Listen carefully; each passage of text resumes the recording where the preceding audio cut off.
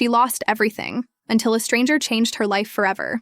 When Maria was 12, her world crumbled. Her family's home was destroyed in a fire that spared nothing. Not her clothes, not her keepsakes, not even the small savings her mother had tucked away for emergencies. It was just her little brother, and their mom, standing in the cold, watching as the flames consumed everything they knew. Their small town came together to help, but the reality was harsh. They were homeless. Maria's mother worked tirelessly, taking on 3 jobs, yet they still lived out of a rundown motel. Maria often skipped meals so her brother could eat, and her dreams of becoming a teacher seemed to fade further with each passing day. One particularly cold morning, Maria showed up to school wearing an oversized jacket someone had donated to them. She tried her best to hide her situation, but her teacher, Mr. Adams, noticed. He gently pulled her aside after class and asked, "Maria, is everything okay?" At first, she shrugged him off, embarrassed to admit what was happening. But something about his kind eyes and quiet persistence made her open up. She poured her heart out about the fire, the motel, and how she felt she'd never have a chance at a real future. Mr. Adams listened intently.